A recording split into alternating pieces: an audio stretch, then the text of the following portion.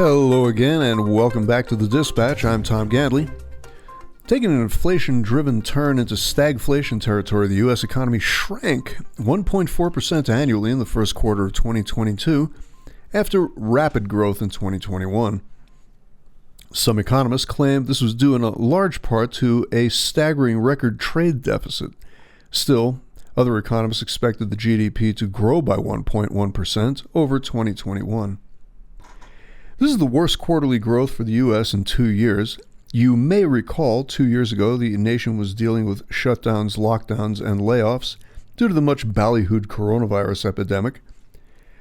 Not merely a record trade deficit and inflation, but a serious labor shortage and tenuous supply chain were also contributing factors to the 1.4% contraction.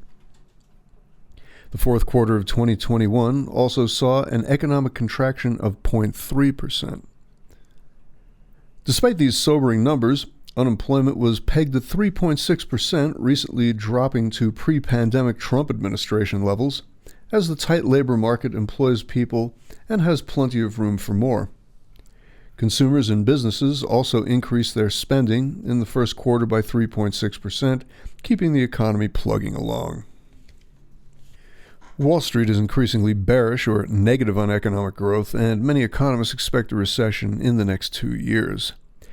This is at least partly fueled by the Fed's recent increase in the lending rate of 0.5 of 1 percentage point, following April's 1/4 point increase. A 4-month decline in demand for over-the-road product transportation, indicating declining demand by consumers, may also portend a recession, and perhaps even sooner than 2 years from now.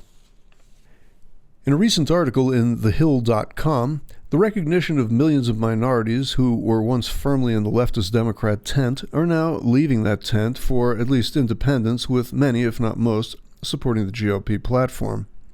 Asians, a typically quiet demographic, have moved to the right by 7 percentage points overall, with Vietnamese support increasing at 14%.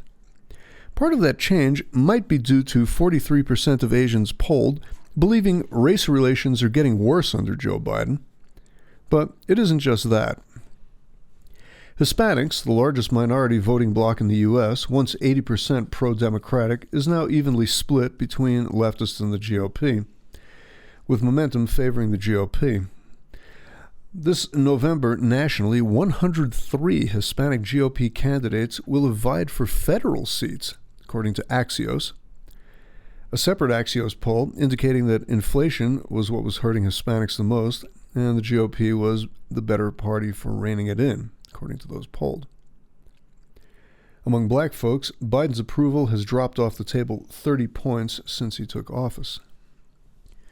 For generations, the American left took for granted that they had the minority vote all sewn up, but decades of failed promises, their polarizing agenda, which is only getting worse, coupled with the universal damage of inflation, high gasoline prices, etc., has put a dent in the Dems' de rigueur reliance on minority voters.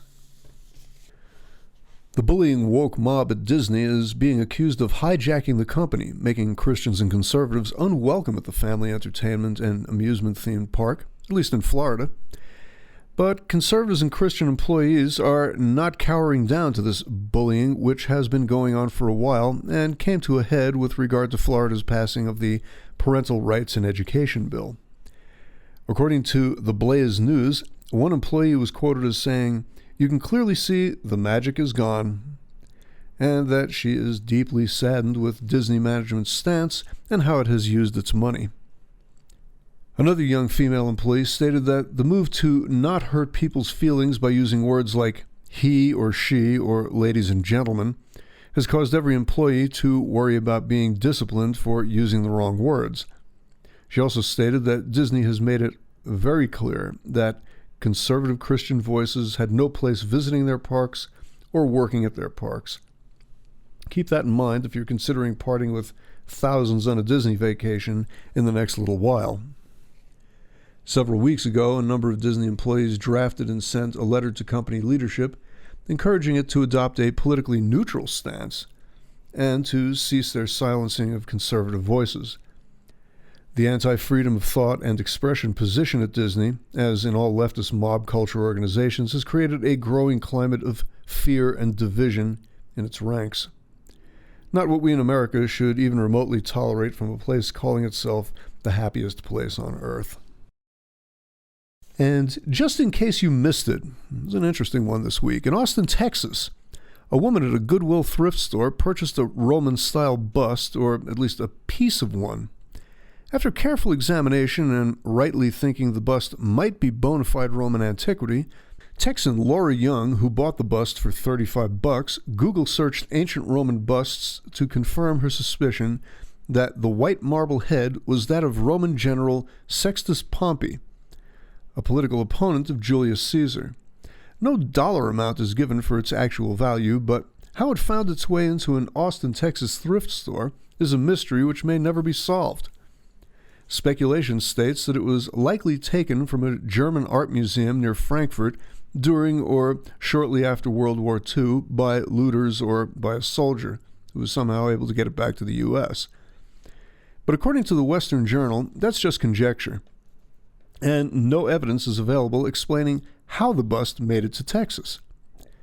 The item will be given over to the San Antonio Museum of Art, who will return it to the German museum it more than likely was taken from.